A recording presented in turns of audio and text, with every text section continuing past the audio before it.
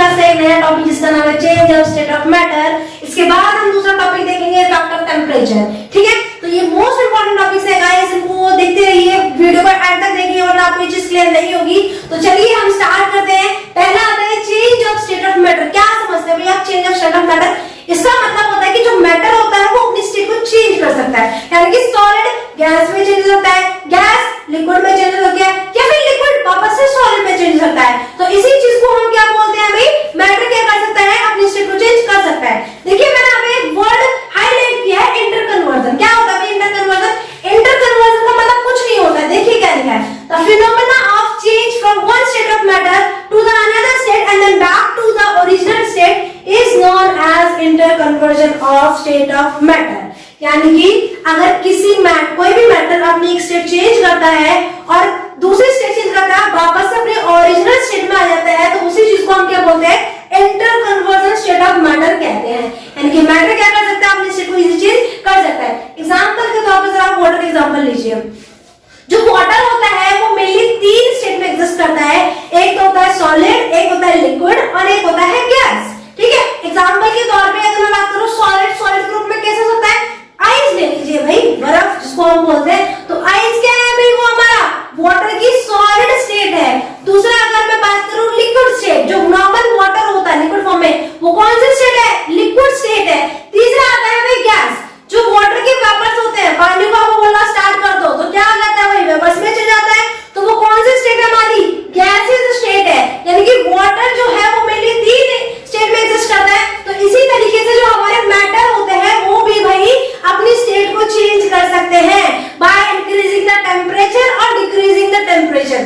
ठीक, क्लियर हुआ ये चीज? अब आगे देखते हैं इफेक्ट ऑफ टेम्परेचर, यानी कि टेम्परेचर का क्या इफेक्ट पड़ता है किसी भी मैटर को स्टेट में चेंज करने के दौरान। तो देखिए हम देखते हैं on increasing the temperature of a solid the kinetic energy for particle increases which overcome the force of attraction between the particles and hence solid melted into the liquid. यानी कि जैसे जैसे हम टेम्परेचर बढ़ाते हैं वैसे वैसे जो पार्टिकल्स के बीच में काइनेटिक एनर्जी होती है। काइनेटिक एनर्जी का मतलब होता है कि जब भी मोशन करेंगे पार्टिकल्स तो उस दौरान जो एनर्जी होती है उसी एनर्जी को हम क्या बोलते हैं भाई? काइनेटिक एनर्जी बोलते हैं। मेनली हमने टेम्परेचर इंक्रीज किया तो जैसे जैसे टेम्परेचर इंक्रीज होता है जो पार्टिकल्स होते हैं ना वो मोशन करना स्टार्ट कर देते हैं, रैंडमली इधर-उधर घूमना स्टार्ट कर देंगे। और जब वो रैंडमली इधर घूमना स्टार्ट कर देंगे तो उस केस में उनपे एक एनर्जी बनेगी भाई। कौन सी एनर्जी? उसको हम बोलते हैं काइनेटिक एनर्जी। ठीक, तो काइनेटिक एनर्जी बढ़ेगी। अब उसके बाद में जैसे पार्टिकल्स भाई दूर दूर गए तो उनके बीच का फोर्स कम हो गया, ज्यादा होगा? ऑब्वियसली कम होगा। ठीक है, तो फोर्स उनके बीच का क्या हो गया भाई? कम हो गया। अब जब दो पार्टिकल्स के बीच में फोर्स कम हो गया है, यानी कि पार्टिकल्स दूर दूर है, तो उस केस में भाई सॉलिड क्या हो जाएगा भाई? हमारा मेल्ट हो जाएगा लिक्विड के अंदर। यानी कि जैसे जैसे हम सॉलिड या टेम्परेचर बढ़ाते हैं वो मेल्ट हो जाता है लिक्विड के अंदर। यानी कि सॉलिड स्टेट किसमें चेंज हो गई भाई? मेल्ट और लिक्विड स्टेट में आ गया हमारा। यानी कि कोई सब्सटेंस था जो कि सॉलिड था उसको हमने टेम्परेचर दिया और वो मेल्ट हो गया वापस से लिक्विड में। जैसे सब्सटेंस की बात करते हैं, आइस, बर्फ ले लो भाई। बर्फ क्या होता है भाई? तुम्हारा वाटर का सॉलिड फॉर्म होता है। हमने थोड़ा सा टेम्परेचर इंक्रीज कर दिया तो उस केस में क्या होता है? बर्फ हमारा चेंज हो जाता है लिक्विड के अंदर। क्यों? क्योंकि टेम्परेचर इंक्रीज होने पे जो पार्टिकल्स होते हैं रैंडम मोशन करते हैं, उनकी काइनेटिक एनर्जी बढ़ जाती है, जिस वजह से उनका फोर्स ऑफ अट्रैक्शन कम हो जाएगा और पार्टिकल्स डायरेक्टली सॉलिड से गैस में चेंज हो जाएंगे हमारे मैटर। ठीक, अब हम देखते हैं यहाँ पे कुछ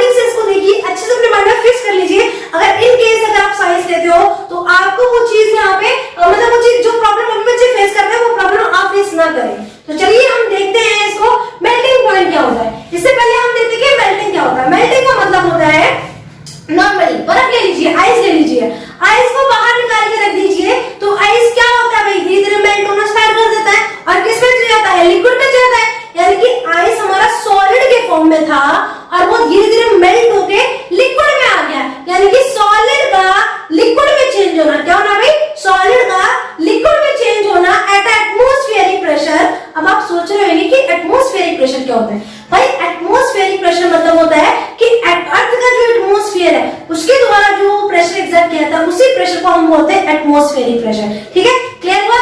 यानी कि कोई भी सॉलिड मटेरियल लिक्विड में चेंज होता है एट एटमॉस्फेरिक प्रेशर, उसको हम कहते हैं भाई मेल्टिंग। क्लियर हुआ मेल्टिंग? अब बात आता है मेल्टिंग पॉइंट। पॉइंट का मतलब होता है टेम्परेचर, ठीक है, टेम्परेचर यानी कि ऐसा टेम्परेचर, भाई ऐसा टेम्परेचर जिस पे सॉलिड लिक्विड में चेंज हो जाए, उस टेम्परेचर को हम कहते हैं melting point eight atmospheric pressure. ठीक है, यानी कि एटमॉस्फेरिक प्रेशर पे कोई सॉलिड लिक्विड में चेंज होता है एक पर्टिकुलर टेम्परेचर पे, तो उसी को हम बोलते हैं मेल्टिंग पॉइंट। जैसे एग्जांपल के तौर पे मैंने बात किया है, यहाँ पे बात करते हैं आइस की। ठीक है, आइस का जो मेल्टिंग पॉइंट होता है वो 0 डिग्री सेल्सियस होता है। क्यों होता है? क्योंकि 0 डिग्री सेल्सियस पे जो आइस होता है वो हमारा लिक्विड के अंदर चेंज हो जाता है। तो यानी कि 0 डिग्री सेल्सियस क्या है हमारा? 0 degree Celsius it is a temperature. ठीक है, तो 0 डिग्री सेल्सियस हमारा क्या हुआ? आइस का मेल्टिंग पॉइंट हुआ। यानी कि पर्टिकुलर मैटर का क्या होता है भाई? उनका मेल्टिंग पॉइंट होता है। जैसे कि मैंने आपको आइस का बताया, आइस का कितना होता है? 0 डिग्री सेल्सियस होता है। कितना होता है भाई? 0 डिग्री सेल्सियस होता है। क्लियर हुआ इतना? अब बात करते हैं बॉइलिंग पॉइंट। सेम है भाई, जैसे कि मेल्टिंग पॉइंट होता है। मेल्टिंग का मतलब क्या होता है भाई? सॉलिड से लिक्विड में चेंज होना एट एटमॉस्फेरिक प्रेशर, उसको हम कहते हैं मेल्टिंग। और मेल्टिंग पॉइंट की बात करें तो सॉलिड से लिक्विड में चेंज होना उस टेम्परेचर पे एट एटमॉस्फेरिक प्रेशर, उसको हम क्या कहते हैं? मेल्टिंग पॉइंट कहते हैं। अब बात आती है बॉइलिंग पॉइंट। इससे पहले आपको पता होना चाहिए कि बॉइलिंग क्या होता है भाई? बॉइलिंग प्रोसेस क्या होता है? बॉइलिंग का मतलब होता है भाई लिक्विड का गैस में चेंज होना। क्या चीज? लिक्विड का गैस में चेंज होना एट एटमॉस्फेरिक प्रेशर, उसको हम कहते हैं बॉइलिंग पॉइंट। यानी कि एक लिक्विड है, मान लेते हैं वाटर है, वाटर क्या करेगा भाई? गैस में चेंज होगा, यानी कि वेपर्स में चेंज होगा। तो इस प्रोसेस को हम क्या कहेंगे? बॉइलिंग कहेंगे। पानी को उबलना बॉइलिंग बोलते हैं, इंग्लिश में इसको आपने सुना होगा। तो मतलब क्या होता है? लिक्विड का गैस में चेंज होना एट एटमॉस्फेरिक प्रेशर, इसी को हम कहते हैं भाई बॉइलिंग। और टेम्परेचर की बात करें तो एक ऐसा टेम्परेचर जिस पे लिक्विड गैस में चेंज हो जाए, उसको हम कहते हैं बॉइलिंग पॉइंट। क्लियर हुआ ये चीज? ठीक है, तो the temperature at which liquid boils to gas at atmospheric pressure is known as boiling point. Clear हुआ? अभी तक हमने क्या देखा भाई? Melting point. मेल्टिंग क्या होता है? मेल्टिंग पॉइंट क्या होता है? दूसरा हमने देखा बॉइलिंग क्या होता है, बॉइलिंग पॉइंट क्या होता है। मेल्टिंग का मतलब सॉलिड से लिक्विड में आना, बॉइलिंग का मतलब लिक्विड से गैस में जाना। दोनों का एटमॉस्फेरिक प्रेशर होना चाहिए। ठीक है, अब बात करें पॉइंट की, तो एक ऐसा टेम्परेचर जिसमें सॉलिड लिक्विड में चला जाए एट एटमॉस्फेरिक प्रेशर, उसको हम कहते हैं मेल्टिंग पॉइंट। और बॉइलिंग पॉइंट का मतलब एक ऐसा टेम्परेचर जिस पर लिक्विड गैस में चेंज जाए एट एटमॉस्फेरिक प्रेशर, उसको हम कहते हैं बॉइलिंग पॉइंट। क्लियर हुआ इतना? अब हम आते हैं अपना टॉपिक सेकंड पे, जिसका नाम है लेटेंट हीट। क्या होता है लेटेंट हीट? आपने बहुत बार सुना होगा। What is the meaning of latent heat? Latent heat का मतलब होता है the hidden heat which break the force of attraction between the particles is hidden heat को हम क्या बोलते हैं भाई? latent heat कह रहे हैं। यानी कि किसी भी मैटर के अंदर जो hidden heat होती है ना, जिसकी वजह से उनके पार्टिकल्स के बीच का फोर्स ऑफ अट्रैक्शन खत्म हो जाता है, ये कम हो जाता है, उसी को हम क्या कहते हैं भाई? लेटेंट हीट कहते हैं। जैसे मैंने बात किया आइस को निकाल के आप बाहर रख दो, तो क्या होता है उस केस में? आइस मेल्ट होना स्टार्ट कर देगी। तो क्यों मेल्ट होती है भाई? उसके अंदर एक हीट होती है, जिस हीट की वजह से उनके जो पार्टिकल्स का फोर्स ऑफ अट्रैक्शन होता है वो कम हो जाता है, और जिस वजह से वो अपनी स्टेट को चेंज कर पाते हैं। तो इसी को हम कहते हैं भाई लेटेंट हीट। क्लियर हुआ लेटेंट हीट? अब हम बात करते हैं यहाँ पे एक नया वर्ड आएगा हमारे पास में। यहाँ पे सबसे पहले लेटेंट हीट ऑफ फ्यूजन। ठीक है, क्या है भाई? Latent heat of fusion. मतलब अब एक और चीज ध्यान रखना, फ्यूजन है ना, फ्यूजन मेल्टिंग प्रोसेस जो होता है ना, मेल्टिंग प्रोसेस, उसी प्रोसेस को हम फ्यूजन भी कहते हैं। मेल्टिंग का मतलब क्या था भाई? सॉलिड का लिक्विड में चेंज होना एट एटमॉस्फेरिक, उसको हम क्या कहते हैं भाई? मेल्टिंग कहते हैं। और जो मेल्टिंग होता है ऐसा सेम होता है फ्यूजन। फ्यूजन का मतलब भी क्या होता है भाई? सॉलिड का लिक्विड में चेंज होना, उसी को हम क्या कहते हैं भाई? फ्यूजन कहते हैं। अब यहाँ पे देखिए लेटेंट हीट बोला है। लेटेंट हीट मतलब क्या? एनर्जी रहेगी भाई, हीट के फॉर्म में रहे, अदर फॉर्म में रहे। तो एनर्जी यानी कि देखिए the heat energy required to convert 1 kg of solid into liquid at atmospheric pressure at its melting point is called latent heat of fusion। यानी कि फ्यूजन का मतलब होता है सॉलिड का गैस में चेंज होना, लेकिन हीट का मतलब होता है मतलब हीट होना, यानी कि हमें कुछ एनर्जी चाहिए। यानी कि 1 kg ऑफ सॉलिड को लिक्विड में चेंज करने के लिए, ध्यान से देखिए ये सॉलिड है, ये लिक्विड है। ठीक है, तो 1 kg ऑफ सॉलिड को लिक्विड में चेंज करने के लिए जितनी हीट एनर्जी रिक्वायर्ड होती है, एट एटमॉस्फेरिक प्रेशर, कंडीशन रहेगी eight atmospheric pressure and its melting point, उसके मेल्टिंग पॉइंट जो फिक्स मेल्टिंग पॉइंट होगा ना उस पर, तो उसी को हम बोलते हैं लेटेंट हीट ऑफ फ्यूजन। देखिए दोबारा देखिए, सॉलिड, लिक्विड, एटमॉस्फेरिक प्रेशर और मेल्टिंग पॉइंट, ठीक है। तो 1 kg ऑफ सॉलिड का लिक्विड में चेंज होना एट एटमॉस्फेरिक प्रेशर और उसके एक फिक्स मेल्टिंग पॉइंट पर, तो उसी प्रोसेस को हम बोलते हैं latent heat of fusion. Clear हुआ इतना? अब बात करते हैं, दूसरा वर्ड आएगा हमारे पास में लेटेंट हीट ऑफ वेपोराइजेशन। क्या होता है भाई latent heat of vaporisation?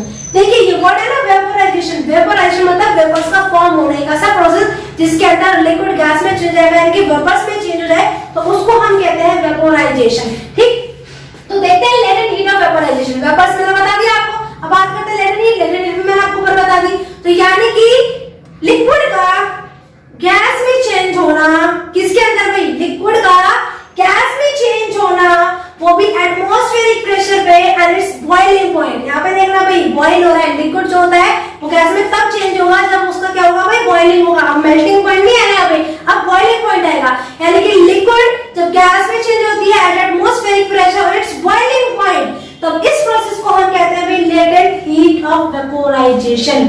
Clear हुआ भाई क्या मतलब होता है लेटेंट हीट ऑफ फ्यूजन क्या होती है, लेटेंट हीट ऑफ वेपोराइजेशन क्या होती है? दोनों सेम होते हैं भाई, latent heat of fusion, latent heat of vaporisation. इसका मतलब क्या हुआ भाई 1 kg of energy is required to convert a solid into a liquid at atmospheric pressure and its melting point is called latent heat of fusion. दूसरा आता है latent heat of vaporisation. इसका मतलब क्या होता है the energy required to convert a liquid into a gas at atmospheric pressure at its boiling point is called latent heat of vaporisation.